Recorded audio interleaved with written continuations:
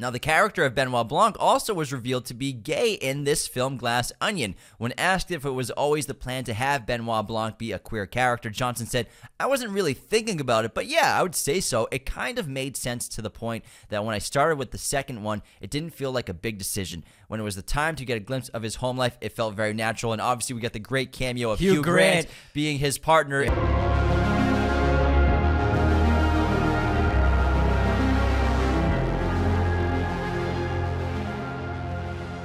Hello, movie friends. Welcome back to the show. We are going to talk about Rian Johnson's sequel to Knives Out, Glass Onion. We actually got a chance to see this in theaters. They played it for 1 week. We had a blast in the cinema.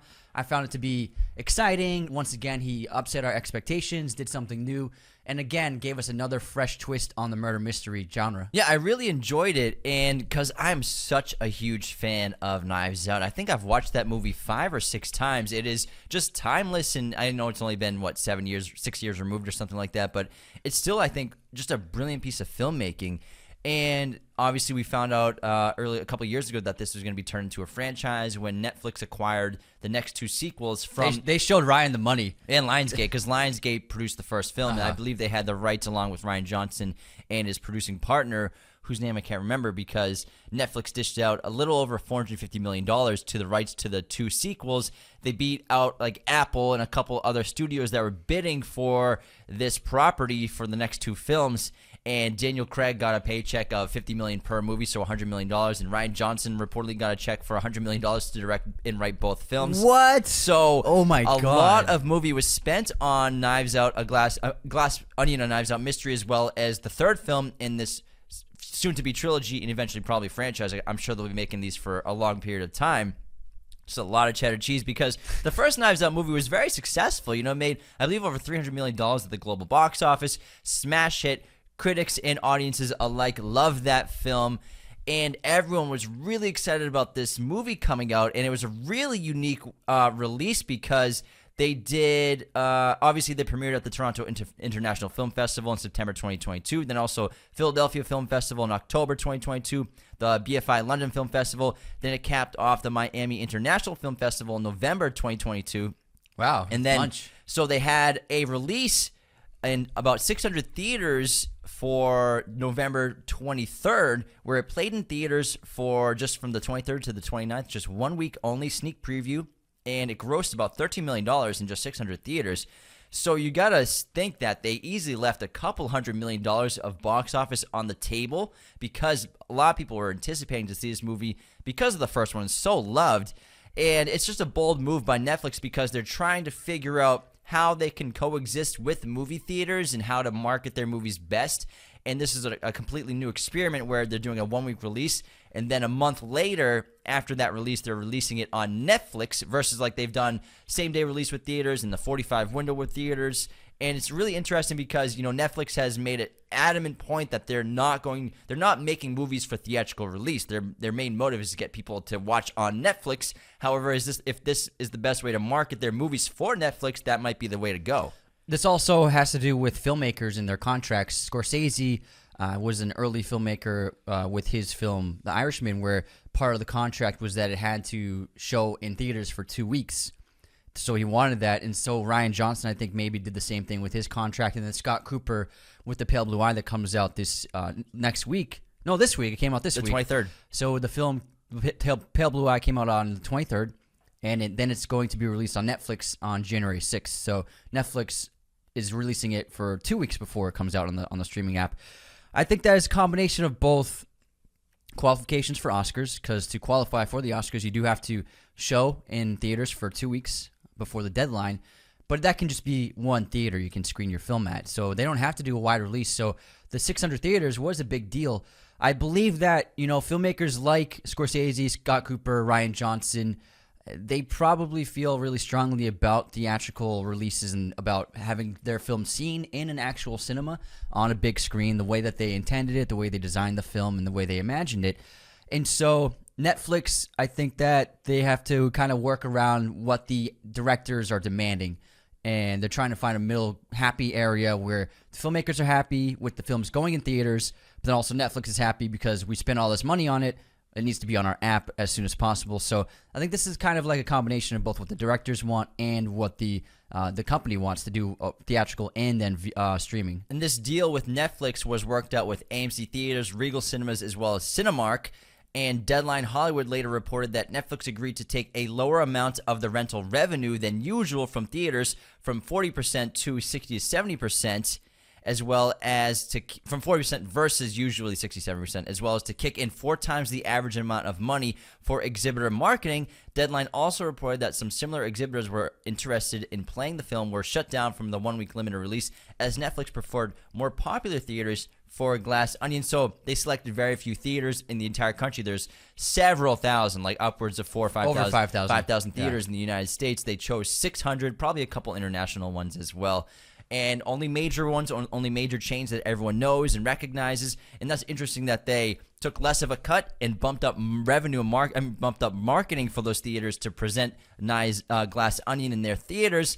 It's a gamble. Obviously, Netflix can burn all the money they want. Clearly, I mean, this movie, $450 million just to acquire the rights and pay the top billed cast, as well as $40 million budget for the film, which is actually pretty small compared to. Wait, so Ryan Johnson and Daniel Craig made more than the budget? Yeah, of the well, they're getting paid for those both movies, the second and third. But they both got paid more than the budget of that first movie for that movie to direct and write and star in it. That's which is insane. wild. That's a lot of money. But that takes, like Anthony's always brought up many times, where a lot of studios, they're now factoring in the cost of royalties that would be paid to actors and actresses and producers and filmmakers for gross of a movie in its entire lifetime on royalties. They're giving that up front to actors nowadays and factoring that in now that the streamer owns the movie outright, and it's only going to play. There's no way for it really to make money besides streaming and maybe merchandise and stuff like that. Yeah, so for example, if this movie had been made 15 years ago before streaming,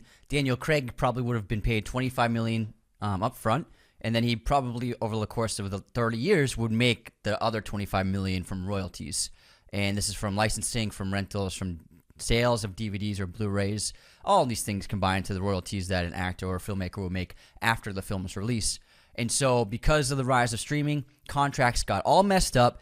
And so actors and filmmakers and writers, they got gypped when their film started going onto streaming apps, because there was nothing that no one prepared for that. They're used to making the royalties in the back end, and that makes people actually live very comfortably getting that royalty check every month. And so now, very comfortably, yeah. So now streamers, when they are producing a film, not buying a film, it's different.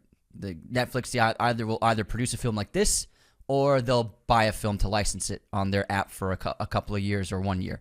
So this is a case where they produced the film, funded it, and so they just added up what would the royalties be for Daniel Craig to star in this film, and then like 30 years of royalties in back end. Yeah, and they just do it up front. Especially because the game's changed so much, where a movie would come out, just to get a little bit off track. It's fascinating. It's a fascinating topic. Movies would come out, and even if it didn't have a huge box office, a lot of production companies and studios, they could count on the DVD sales and the VOD sales to be kind of like a second box office. And then you make your money back, and you end up making your profit. If you didn't necessarily make it on the theatrical release, you make it on the back end off the DVD Blu-ray sales. But this is not going to be on DVD. This is not going to be on Blu-ray. This is just going to be only watching on Netflix. You can't rent it from Amazon. So that's why things are changing, and everyone's kind of just figuring out the best way to go about paying actors, paying for acquisitions of IPs and properties, and just going forward for studios to remain profitable. And I also think that stay in the green and everything. I also think the theatrical release can benefit Netflix because, first of all, you make a little extra money, especially if they release it for 2 weeks. They probably could have pulled in maybe 30 to 40 million. But also it helps with the word of mouth. You talk to people who go see this film, and maybe they're like, oh, I loved it. It was so good. It was amazing. And then that makes people they talk to more likely to watch it when it does come out on Netflix if they didn't catch it in theaters, as opposed to just dropping on Netflix and it's just a thumbnail you see. Theatrical releases, if they go well, it builds a great word of mouth. And so I think that can help direct-to-streaming releases like this for the app like Netflix. However, I do wish that Glass Onion: A Knives Out Mystery was a full-on theatrical release, maybe at least for a 45-day window, and then put on Netflix, because, we need movies that are unique and original to make big box offices that are non-superhero based. We need movies like this to perform well at the box office to give more films like this a budget. And obviously Netflix paying that much money, they're not going to put it in theaters necessarily because they don't need to. They have so much money, even though they don't need the theater. They've had a couple money. bad quarters the last few, but they still have a lot of money to spend, and they light money on fire, like with acquiring Knives Out, a mystery. A Glass Onion, Knives Out mystery, but I still wish it would have been a theatrical release to put faith in original properties for not just Netflix but other studios to fund and give budgets to original stories and non-IPs, non-corporate owned intellectual properties like this. Eventually, now it's corporate owned, but it was original. Yeah. It was original from Rian Johnson, and now we don't get to see the performance it would have had. But I wish it had a full theatrical release just so we could see the numbers so people could be like, yeah, I don't have to only see superhero movies. Yeah, because if this film had come out only in theaters, I think it would have done really well at the box office because just like the first film, this film was extremely entertaining. Had an amazing cast of talented performers who all played eclectic characters. It was exciting. The mystery intrigue was just as good as the first film. It had terrific twists. And I just think I really enjoyed the film. It was a very fitting sequel to Knives Out. And if you like Knives Out, you are really going to love this film. And we got an excellent villain with Edward Norton. It was great to see him in a villain role. Spoilers. We're 10 minutes in. I haven't seen him as a villain since like maybe the 2000s. Yeah, since what's it the remake? Primal Fear? No, the remake of the English film with Michael Caine. The heist one with the the Italian Job. The Italian Job. I think that may have been his last villain role. No, he was the secret villain in Alita Battle Angel, but he just showed up as a post-credit scene.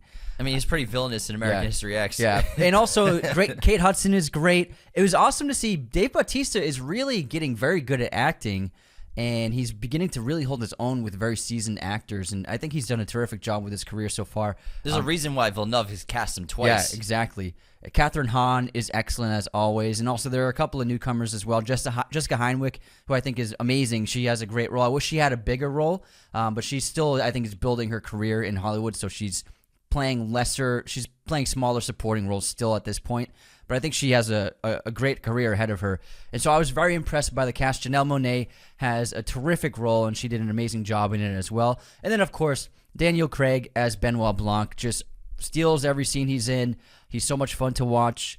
We got some more backstory on him. We know him better as a character. Before he was just the detective, but now he feels like a more fully fleshed out human being now. We know all about his life now. So I really enjoyed the film. I think Rian Johnson... It's always difficult to make a sequel, but he did a very good job with this one. Don't forget about Leslie Odom Jr. Leslie Odom Jr. who everyone great, knows from Hamilton and a couple other projects. But I really like Glass Onion. Compared to Knives Out, though, I think Knives Out is a superior film. Yeah. I would have been shocked if Rian Johnson was able to pull off something better than that because I personally think that Knives Out, the original, is just a magnificent piece of filmmaking. We did an entire episode talking about that movie. It was like an hour and a half because we adore it so much. And I love that script. It's a truly exceptional film and story from the craft, the acting, the writing. Everything about that film is terrific. It's a perfect movie in my opinion. And it was Ana de Armas's big breakout. Big time. Yeah. In Glass Onion, it's a very good movie, but not quite the brilliance that I think Rian Johnson found with the first film. But the themes are similar, but I would say, first of all, Knives Out, that's like old money, nepotism, those are like some of the main themes. And then this is more of like new money coming in and like dealing with tech money, new money, modern money. But I think what Johnson does so well with both films is they're modernized. Like Kenneth Branagh and Rian Johnson have really reinvigorated the murder mystery ensemble movie, which was so popular a long time ago, but it kind of just disappeared. But now it's back, and these two guys have really just breathed so much life into that genre that was loved for so long, and so many great murder mystery books. Agatha Christie, Sherlock Holmes novels, everything like that. People adore them so much, and then to bring them back.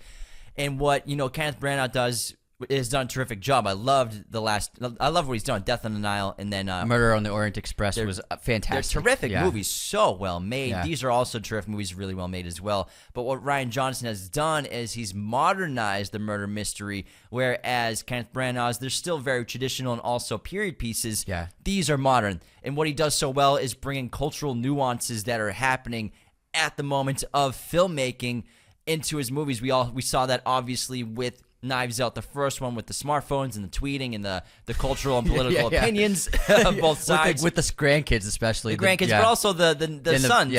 And great and daughters. Great subtle, nuanced things happening in that. And then he brought that same energy and that same cultural relevance to Knives Out with scenes like the mask scene, which I don't think completely worked for the audience, but it was relevant to the time of filming because they were filming during COVID. Yeah, the thing with the masks is I got PTSD watching it. Yeah, I was like, when they started showing up with masks at the bay, I was like, oh my god, it made me feel anxious. Uncomfortable. Yeah, you know what I mean.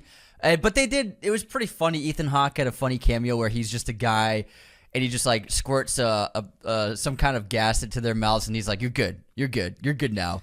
And I think that was just like Ryan Johnson like showcasing like this is a metaphor for like the big pharma and government just saying, "Okay, now you're good, you're good." So I think Ethan Hawke was just like a representation of that, and I was so bummed when he left. I was like, wait, there's no more Ethan Hawke. They just got on a boat because we saw the set photos months ago. I was expecting Ethan Hawke to be the ultimate villain of the film, and then I will say my biggest problem with the film is that Ethan Hawke only had 2 minutes of screen time. That's my main con. Like, I was so sad to see Ethan Hawke bounce.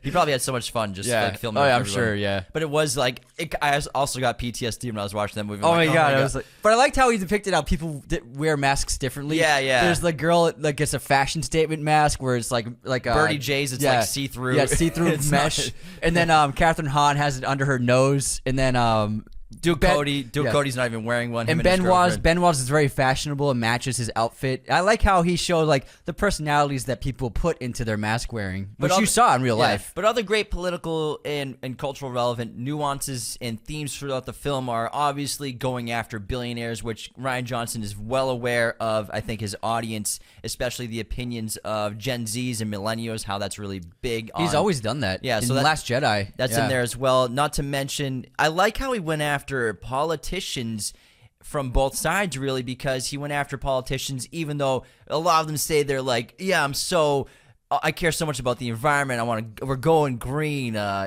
sustainable energy, but they're all backed by major corporations that destroy the environment. Yeah. It's really ironic, and I thought it was really refreshing to see that him go after every kind of politician, not just one side. Because Catherine Hahn's interview on TV was on, I think it was CNN, was the news station that they had. Correct me if I'm wrong. So I do like how he showed that with her character, the politician, and just the corporatization of politics is really illustrated well with Catherine Hahn's character and Edward Norton's character and their relationship. And then also, I love the concept of the glass onion, which he came up with the title and the idea, and then he was researching the word glass onion. That's when he stumbled upon the Beatles song that's called Glass Onion, which plays at the end credits of the movie. And, you go into a murder mystery movie and you expect it to have layers and to be complex and twists and turns. And obviously Ryan Johnson's Glass Onion movie nails that. It meets your expectations of what you want from a murder mystery movie. Same thing with like a murder mystery novel. It's what you want in that story. So he does a great job doing that and layering it, but also the main theme of the film, the title of the film being a glass onion, it's completely transparent. And the solution to the problem is the simplest of it all. Obviously, Miles ends up being the killer and the victim. I mean, the enemy of the film, the antagonist and the bad guy and the murderer and everything like that. Because it's so obvious, it's there, but like the complexity of the concept of the murder mystery blinds, you could say, everyone to that fact. But I do think there's a con where, with that concept, Benoit Blanc, the greatest detective in the world, he kind of immediately dismisses Miles as a potential killer pretty immediately, which kind of I think Ryan Johnson put in the script to make us want to not think that it's Miles because he's so dumb and dim-witted and arrogant and such a fraud and unoriginal that he couldn't possibly concoct this murder scheme.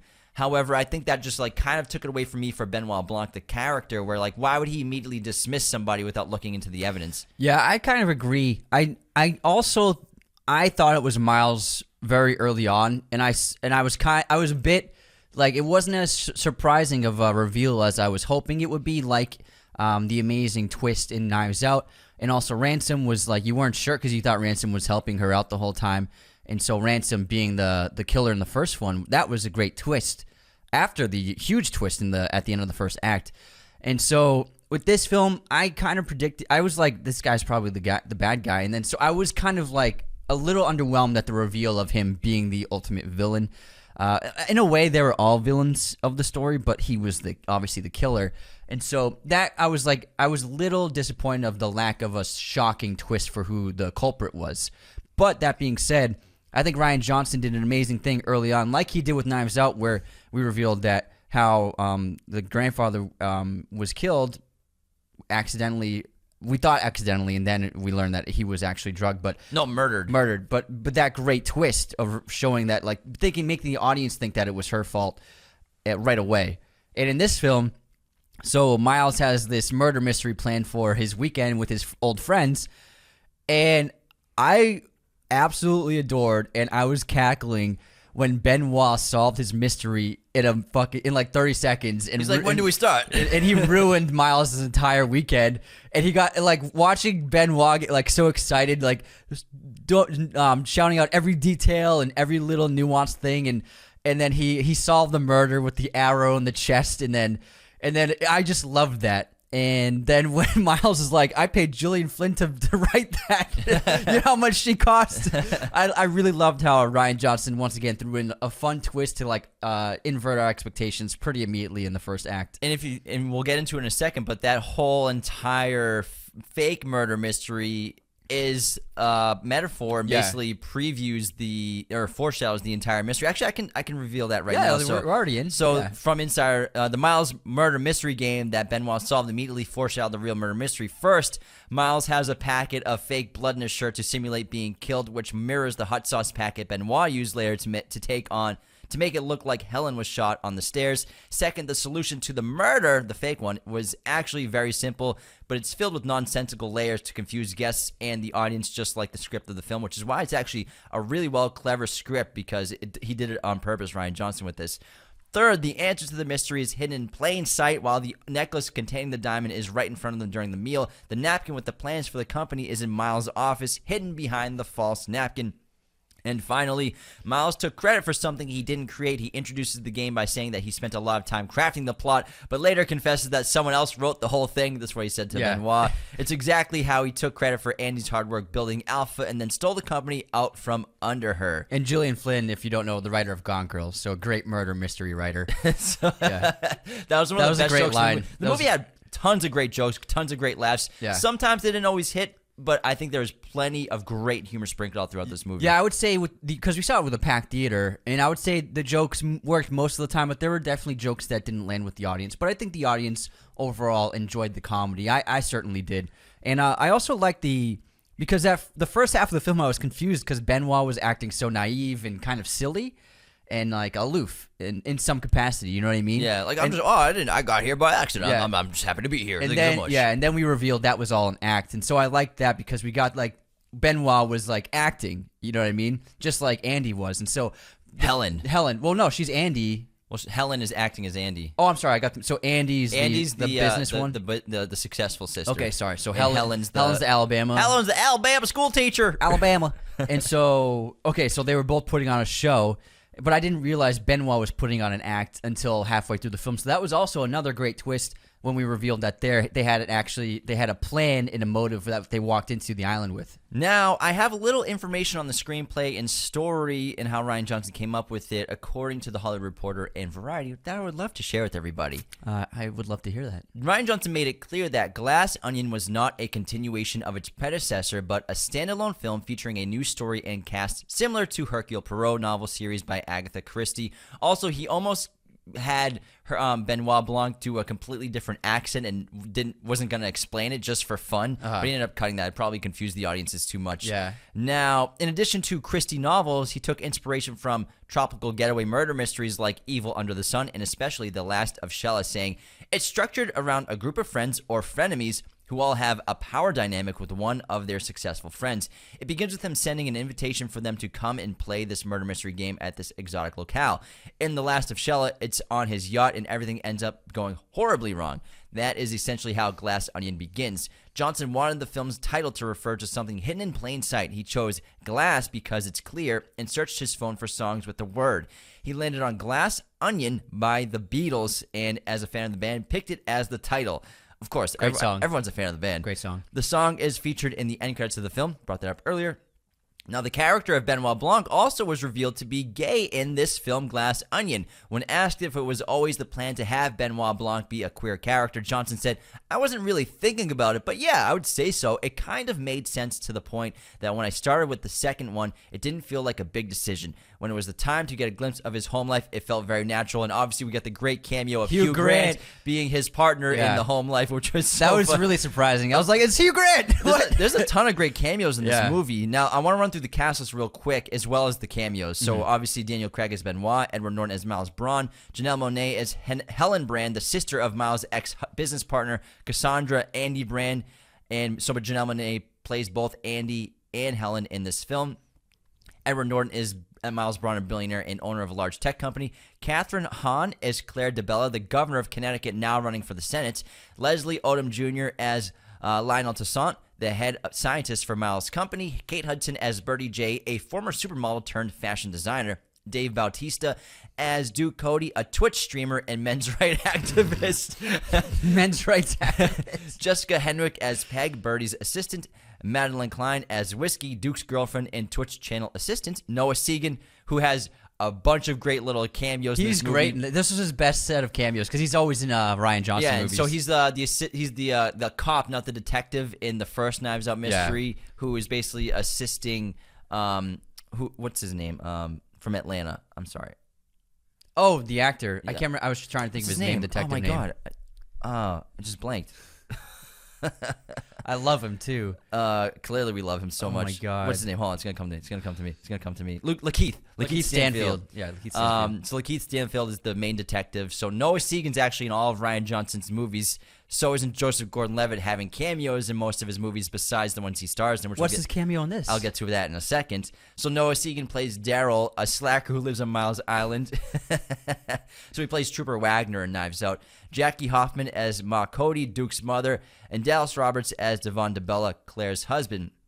Additionally, we talked about Ethan Hawke, who briefly appears as Miles' assistant. He's credited as Efficient Man in the movie. Hugh Grant is Philip Blanc's domestic partner. Joseph Gordon-Levitt, his cameo in this movie is Miles' clock, the hourly dong. Oh my god, That's are you Joseph serious? Gordon-Levitt's no voice. way, that's funny. He's also got a cameo in Knives Out where he's one of the voice actors on the computer, I believe, where Anna de Armas's sister is watching that movie.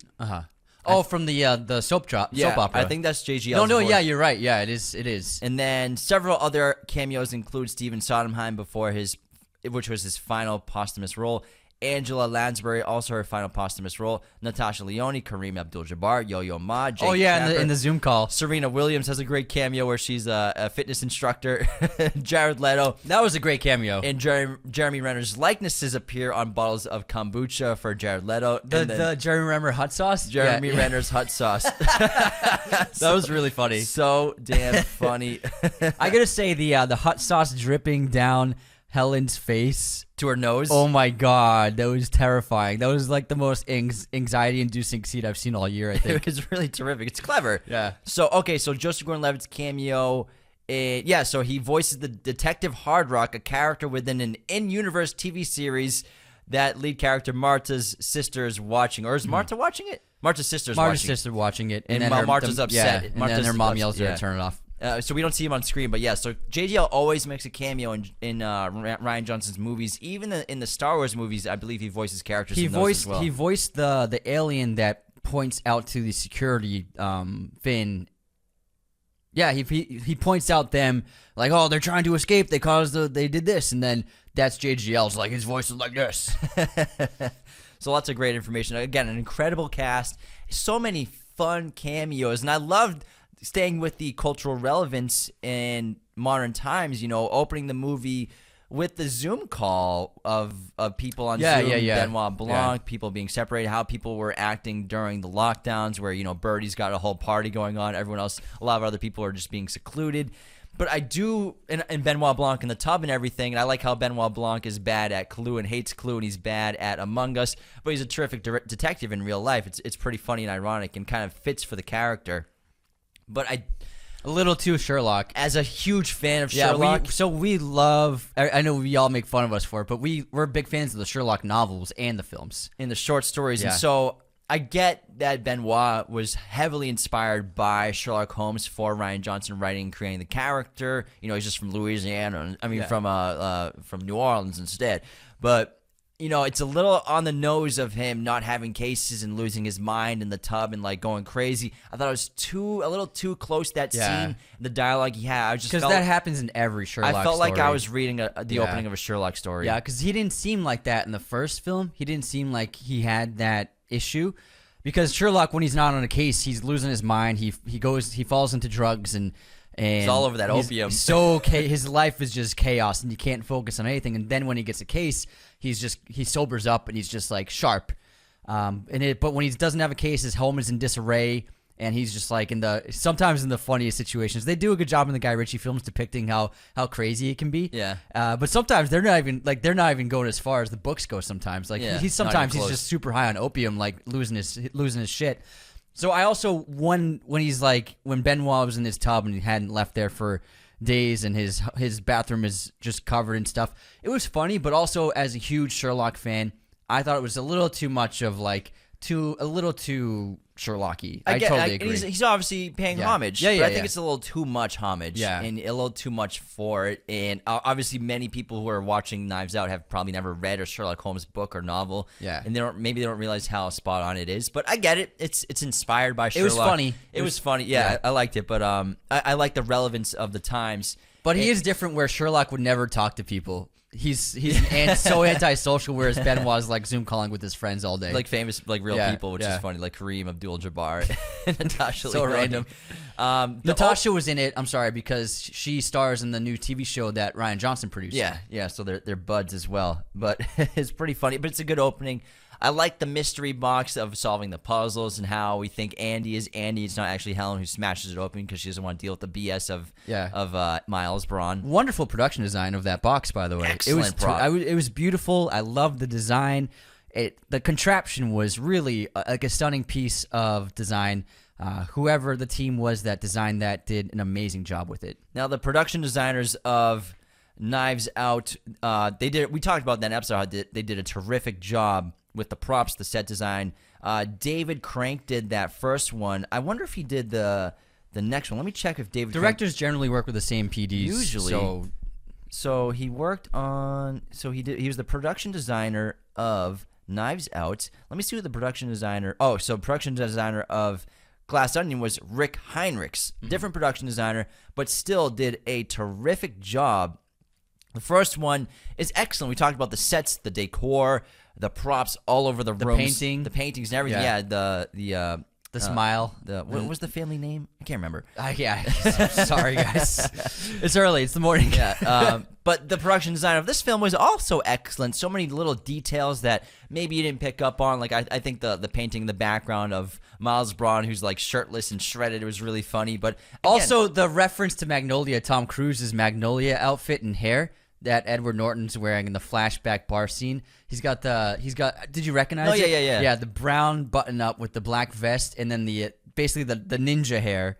That's Tom Cruise in Magnolia. It was great. But yeah, production design was stellar of this film for sure. Harlan Thrombey. The Thrombey estate. But we even host a movie podcast. But in addition to excellent production design, script, acting, everything, cinematography. Also, the cinematographer. I wonder if it's the same one, because the cinematographer for Knives Out was a new one for him. That was a new cinematographer he had never worked with before. So maybe he went back to his old DP, or he kept the same DP as last time. Steven Yedlin did cinematography for Knives Out. We talked about how he did such a terrific job using digital cameras, making it seem and feel like film. But let me check if he also did Glass Onion cinematography. It was done. Yeah, Steven Yedlin again. So yeah, Ryan must like him now. He also did so he did Looper with him as well. Oh, okay. He also did, ironically, Death on the Nile. Oh, no, he didn't. But Steve Yedlin did Brick. He's done all of his movies except for the Star Wars one. I wonder what else. I think maybe you're thinking of the Star Wars. Yeah, I think I'm Star Wars. Yeah, new cinematographer. I don't think he did them for Star Wars, but he did Brick. He did Looper, Knives Out. I'm guessing he did Brothers Bloom as well. Must have. But also working with the same team again. Nathan Johnson did the score for Knives Out, the Glass Onion one, as well as Knives Out the original, and he is Ryan Johnson's cousin, keeping it in the family. But I love the score to Knives Out, and I thought he did a terrific job with Glass Onion as well. He has a cousin who does something else on films. Is it graphic design? Yeah. He makes like the posters, I believe. Some artwork. Yeah, artwork, yeah. Or the credits. I think the credits he does. The title credits, but the film was really well made. I think it was beautiful, especially with the minimum budget they were working with for the actual production. I like the setting on the island. I think Edward Norton's character was really funny and charming, but in like a douchebag kind of way. But although we are getting a lot of the same like aloof billionaire over and over again, so I would like to see like a new portrayal of a billionaire, hopefully in the future. Yeah, I know people hate billionaires and everything like that, but it's becoming like the aloof hippie billionaire seems to be like a trend cliche now. Yeah, it's becoming a trend, and you're expecting them to just be the biggest idiot in the room, and probably the villain of the movie and the story. That's why I thought he would be the villain. Yeah, because he was the billionaire. I get it, but it was really well done. I think the cast did an amazing job because everyone had their own like personality. They felt like real people a lot of the times. I like how he is staying connected to modern culture, whereas Dave Bautista's character Duke is like the first person to ever have 1 million streamers on Twitch, so staying relevant. And he was very funny with like the horse what do you call it, the horse pills? Oh yeah, or like whatever it is, the horse like penis pills. Yeah. I thought that was really funny. But Kate Hudson, she did a great job. I hadn't seen her in anything for a while. She was really fantastic, and with movies like Almost Famous, you kind of, because I haven't seen her in that many things the last few years, you forget how charming she is and how much the camera loves her and how much she can really light up the screen with her personality and her acting chops, and she was really fantastic. And they all played great archetypical characters. I really loved them all. They all had a great amount of screen time. It was really well balanced for every character. Leslie Odom Jr. did a terrific job as well.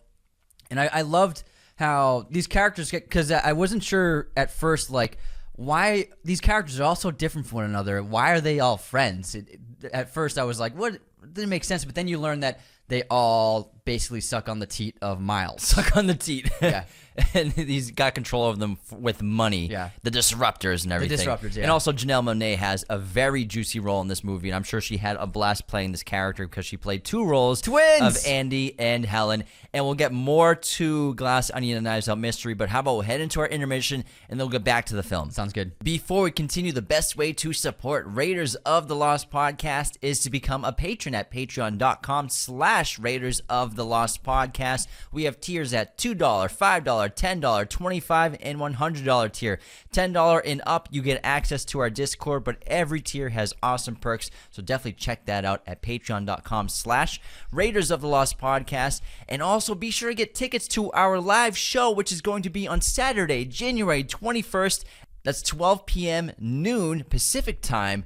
We're going to be performing live in Los Angeles, so you can get in-person tickets from dynastytypewriter.com, as well as you can watch the broadcast live from anywhere around the world as it's happening with the audience at moment.co/Raiders of the Lost. Again, you can get in-person tickets or digital live broadcast tickets. The link in all of our Instagram bios, as well as the bio of this episode and all past episodes, will have those tickets for sale. And this episode is sponsored by our friends at movieposters.com. Use our special promo code Raiders10 to get 10% off your order today. Movieposters.com has a huge library of pretty much every movie and TV show imaginable in their poster arsenal. They also have all sorts of sizes, framing, and even backlighting for your poster needs. Our home and set is decked out with a ton of these posters. These are high quality, beautiful prints, and also very affordable, especially with our code.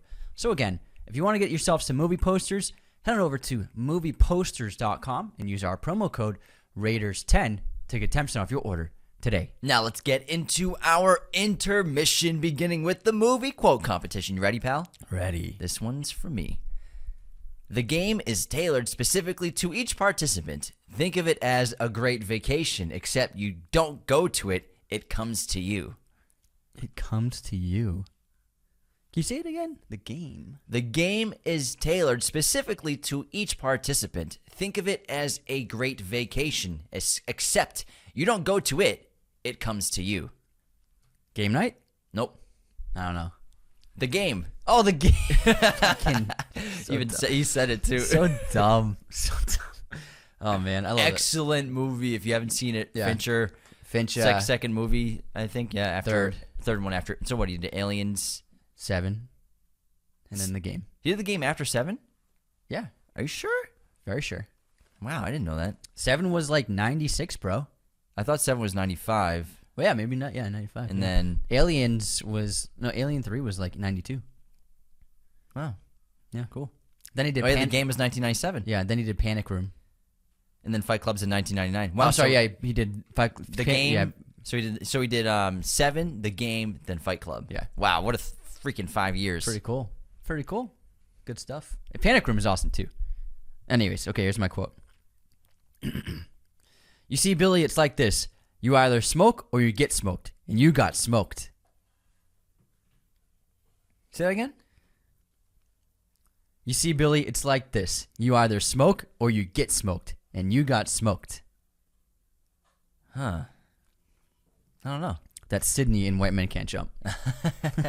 It went to Training Day and White Man Can Jump in my head, but yeah, I wasn't sure. Should have Went stopped with my your gut. gut. Yeah, man. All right, guess this movie release year. Mulholland Drive, 1999. 2001. Oh, man. The People versus Larry Flint. What year did it come out? 2007. 1996. Woo! Woody still had hair. Yeah. All right, movie pop quiz time. Who directed L.A. Confidential? Excellent movie, by the way. Excellent movie. Shoot, that's a good question. Man. It is very well directed, but I'm pretty sure it's not an extremely successful director. I am going to... I hate not guessing, but I just have nothing. I don't know. He made 8 Mile, if that helps. What's the guy's name? Gary? No. I don't know. Curtis Hanson. Curtis Hanson. I would not have gotten that. He won Best Director. For LA Confidential? Yeah. Wow. Oh, nominated. Okay, Didn't win. I was going to say, I didn't know that was that.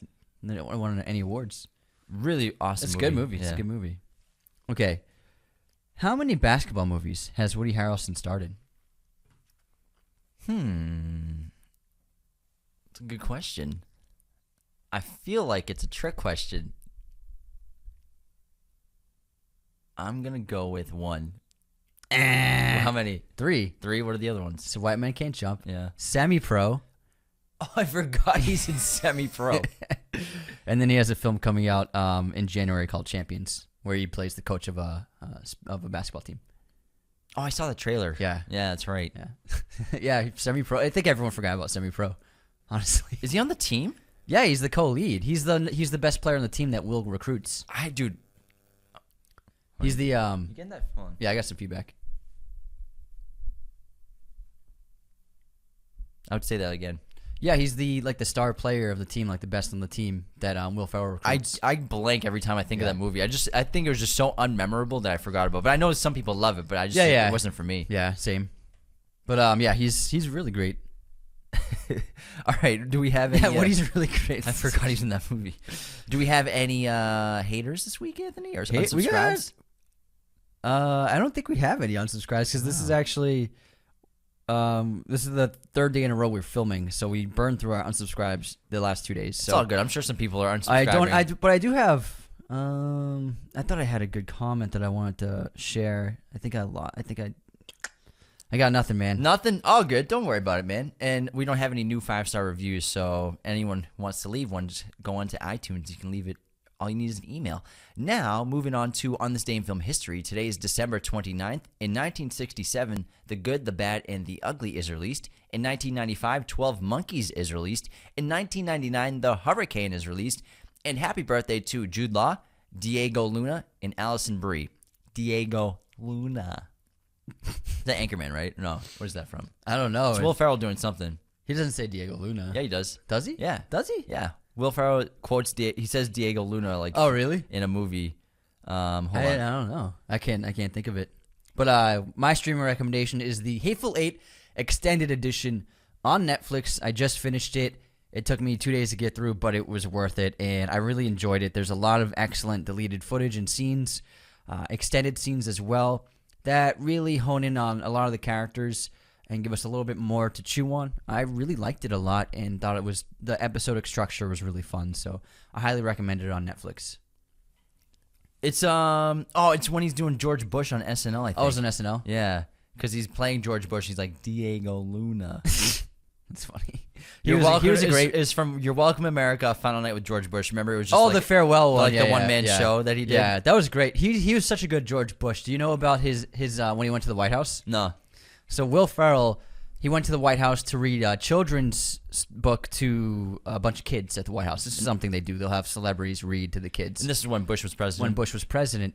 And so he went, but he went as his Bush character from SNL. No way. And he read the children's book with his 100% George Bush impression, and apparently even the Secret Service agents couldn't help themselves from laughing the whole time.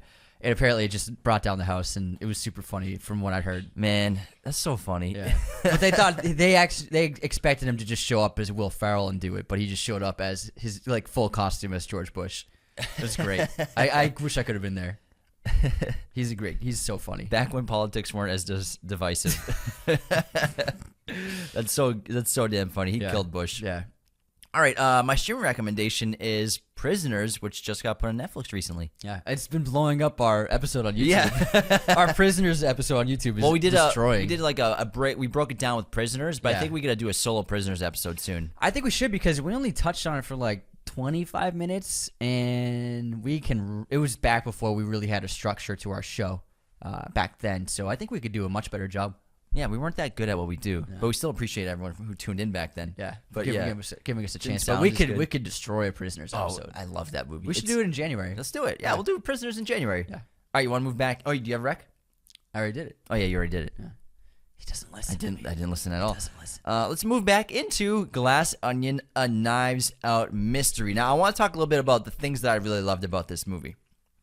Obviously, we've touched on things like the cultural relevance and nuances. I love the sharp and witty dialogue, the clever script, really well written, great hidden details used to foreshadow, and great Easter eggs. Like I think the blue Porsche, the miniature one that's driving around with the sodas and the drinks and the kombucha, is a great little foreshadow for an Easter egg for how the blue Porsche that Miles Braun's obsessed with, and it's his pride and joy, his baby, was used during his killing of Andy. So it's a great little foreshadow and reference. I like, again, how Benoit Blanc is so bad at Clue and Among Us.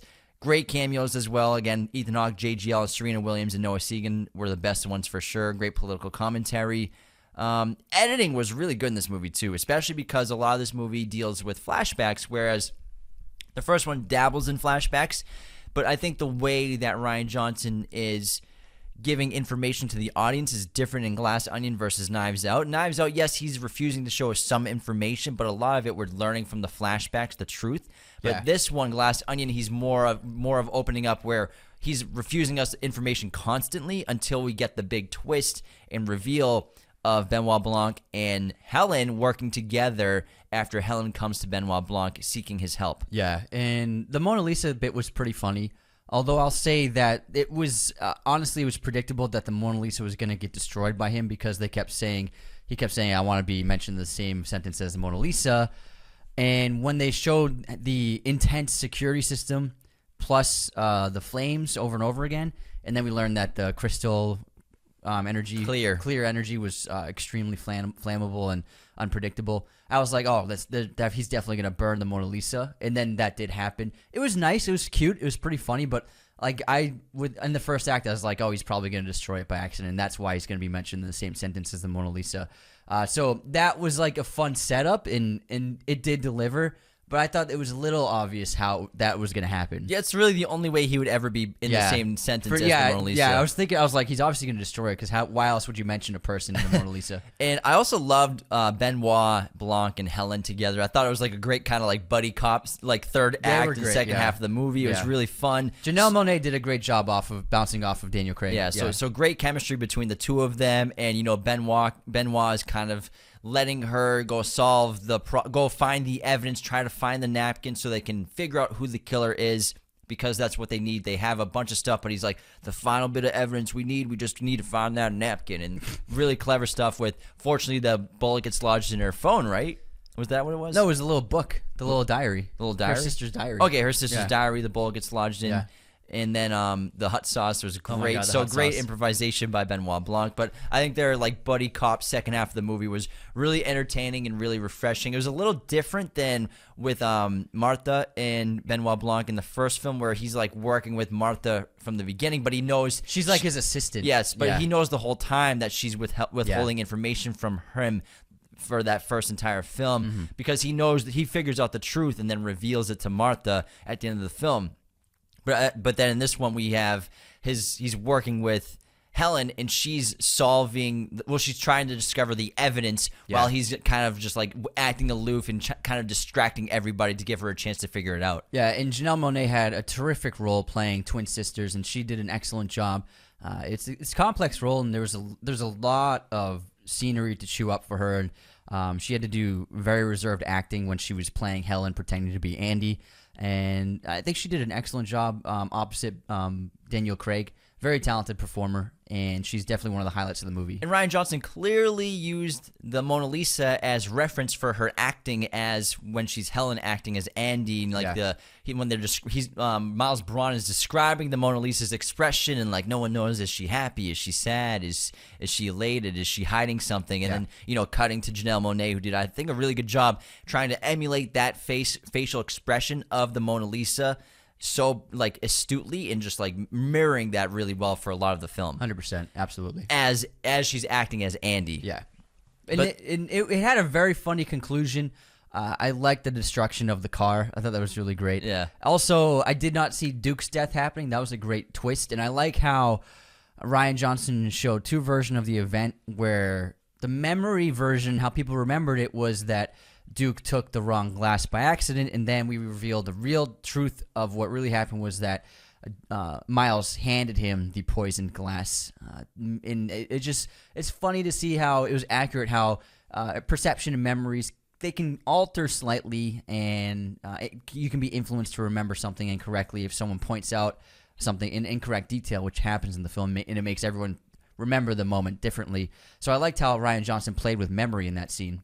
I do like in the first film how he plays with objective truth so much in the memories of each sibling as they're going back through what happened. And he didn't do it too much in this movie. It was a little different, but I think that was one of the great strengths of the first film. It's kind of like how we were recently talking about The Last Duel with the Extra Credits podcast, our friends, and that movie is solely based on 3 acts of 2 of objective truth and 1 of the truth.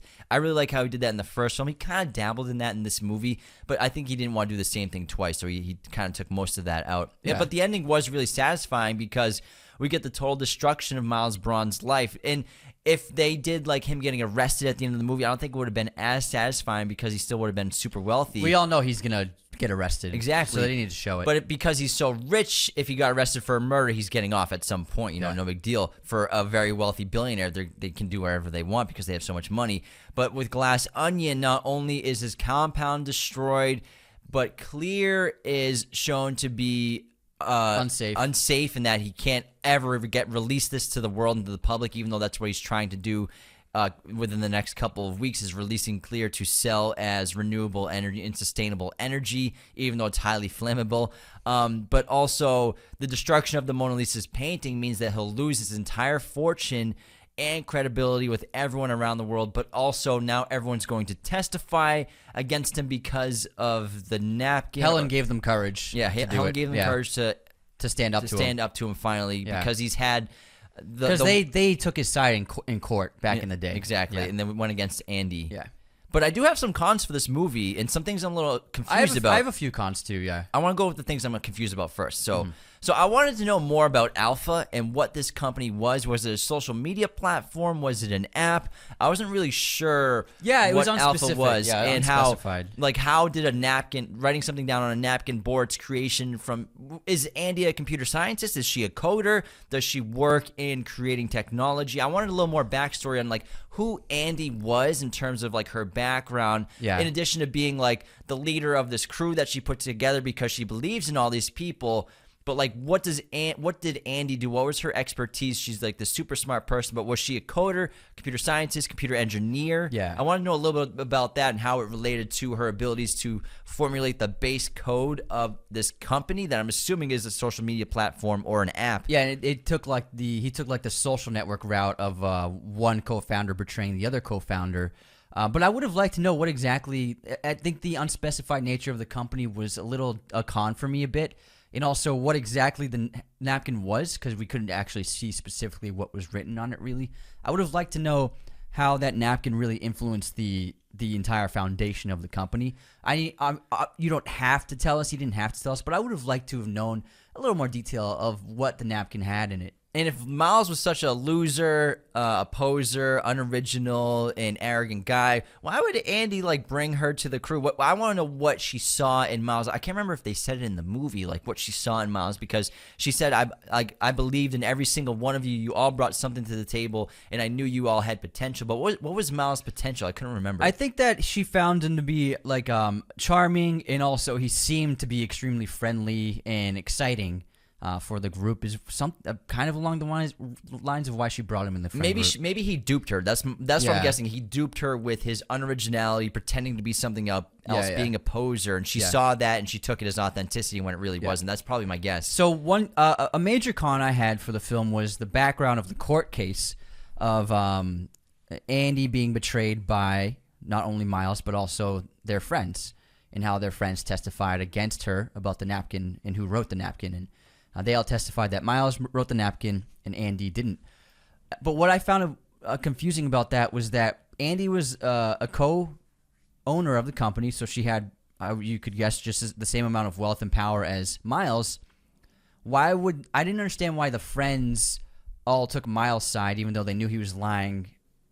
I found that because Andy could have had them on her side, no problem, because she had the same amount of ownership in the company. So for me, I didn't really fully get behind why everyone betrayed her in the court case. Because you know I think because with his route, he became more successful. What he wanted to do with Alpha going forward. No, I understand, but like why the friends betrayed her? Because she had the same amount of ownership in the company at that time. You know what I mean? No, yeah, I get that. Because he ended up kind of not blackmailing them, but like they all were dependent on him and that teat that they kept bringing up. They weren't dependent on him back then. She was still just as much an owner of the company as him back then, is what I'm saying. But now, at this point, they're super dependent on him. I mean, yeah, maybe because they felt like they were indebted to him for helping them in their careers early on. When it's revealed in the bar how she's telling Benoit how he helped each one of them like get like hired or referenced for like a job or whatever, or like an interview. Maybe they felt indebted to him, but I felt like the betrayal of their old friend Andy seemed out of place for everyone. And obviously they're all extremely dependent on Miles now in the present, because he's the owner of Alpha flat out and really funds their lives. But back then it wasn't the case. Gotcha, so I found that threw me off. I see what you're saying. I didn't see their motivations for betraying their friend Andy completely. I got to revisit it again because I haven't seen it since we watched it when it came out in November, on November 23rd, and we're filming this December. What's today's date? The 23rd. So we're filming Today's it. the 18th, the 19th. Is it? Oh yeah, I'm sorry. No, it's 22nd. Yeah, it was 22nd. That was all right. Yeah, you're 22nd. leaving for Christmas. So tomorrow. we're filming it the day before it gets released on Netflix. So it's been a month since we've seen it, but I'm trying to remember everything specifically. But I'm sure I might be missing a few details. That I'm trying we to weren't able to rewatch it, obviously. Yeah, because we just watched it once in theaters because it was out for a week. And also, one little tiny thing for me is Clear. So Clear is this sustainable energy that Miles developed with his massive fortune that he's going to start selling to the entire world. And the thing with Clear is it's highly flammable, it's highly dangerous, and he's basically twisting Toussaint's arm to push it forward and get it going to make a huge fortune off of Clear. Now, the thing with Clear is obviously it's highly flammable and dangerous, but like And it's hydrogen based. yeah, it's hydrogen based. But how does Miles think that like once this hits the market, homes aren't going to start blowing up? They're not going to come asking questions to him. So like the whole concept of him wanting to get get clear out there as a new mainstream energy for everybody around the world, when everyone would just be blowing up their homes with it. I was just like, does that make total sense? Because I know they would come after him. He would, like, the first home that blows up, they'd be like, all right, we're going after, like, what the hell? Yeah, because obviously Ryan Johnson wanted to portray him as a bonehead, and I also found it didn't totally fit because it's a terrible business plan. Like, there's no way it would ever work, especially if your head scientist is saying you're gonna like Kill people. It just seemed like a silly thing for him to pursue because it seemed to be destined for failure immediately. And so I didn't really see the point, like why he felt confident in pushing it so hard when it was obvious it was going to fail quite quickly. My guess is that in Miles Braun's mind, he's like, I'm such a billionaire, I'm so wealthy, and maybe this is a critique that Ryan Johnson is making on the wealthy class, is that even though he can make a destructive property that's being sold to people and destroying their lives like Clear, he'll still be fine. He still would have made his fortune, and he'll get out of all legal trouble because of his fortune. That's what I'm assuming, is that Ryan Johnson's making a critique with Clear. Yeah, perhaps. And I guess so, yeah. And Miles Braun's motivation of, like, even though it's going to fail, I'm still going to make so much money, it won't even matter. I'm going to get off scot-free. Yeah, I think he's making a critique on billionaires with that. I suppose so, yeah. I guess that's the point. But I agree. I mean, it's just the audience. You just accept it as it is, because he's portrayed as an idiot because he murders Andy, and he takes his own car and just murders her at her house, and obviously he's witnessed by Duke driving away in that same car. So he's just an idiot, you know what I mean? And it's not like Ryan's cheating that way. He's constantly showing him to be dim-witted, which makes all of his actions valid. True. Like that. Like, it's a terrible way to murder someone. You're going to get caught, but that's the character. He's an idiot, and he thinks that he can get away with anything because he's so successful and he's so powerful. So that is how the character is written. There's one thing I was confused about. Maybe you can help me. I'm trying to remember the sequences of events. I found it confusing that Miles didn't find it strange that who he thought was Andy showed up at the island. Did he know that she had a twin? He had to have known she had a twin. But did he know? I'm just confused. Did he know that it was the twin the whole time, or did he think that did he think that Andy somehow survived and showed up? He thought Andy somehow survived and showed up. Because when the news story about Andy's death is revealed to him by Duke, they both celebrate. Yeah. So then I was confused as to, so he thought that he unsuccessfully tried to murder her. Yes. Okay, so I was just a little confused about that. Because he gave Andy the sleeping medication while they're having tea and coffee, then put her in her car with the engine running in the garage to make it seem like a suicide. And then Benoit hid the death from the public to prevent the press from knowing about it. Mm-hmm. So then Miles thought that it was really Andy at the island. Yeah, so Benoit had Helen hide the death so that it wouldn't hit the news yet. Mm-hmm. And then when Helen showed up as Andy to the island invitation to the party, Miles thought it was Andy for real. Miles thought it was Andy, absolutely. So my question, I had another question about that is why did Miles send the invitation to her? Did he send the invitation before he tried to kill her, or did he send the invitation? You know what I mean? The invitation that Helen ends up opening to the event. Yeah, you're right, because it opens up where everyone receives their package, right? Yes, yeah. And they're trying to figure it out and do all the puzzles, and it's really funny. And then it cuts to who we think is Andy smashing it open. Yeah. So why would he send her an invite if he killed her? Because the other members, she sent he received the email before he sent the package, I believe. Maybe he sent the invite to make it seem like I wouldn't kill her. I was inviting her to this island. Thing. That's maybe that's the case. That's probably why. Okay, that would make sense. That makes sense. I wish they could have explained that somehow, because that really threw me off. Because I was trying to figure out the course of events in order of chronological order, because first Andy gets the proof and then tells the friends and says, you guys need to admit that you wronged me and lied, or else I'm going to expose everyone. And then Duke sent a copy of that to Miles, like warning him. And then that's what caused Miles to kill Andy. So my question is, when did Miles send Andy the package of the invitation?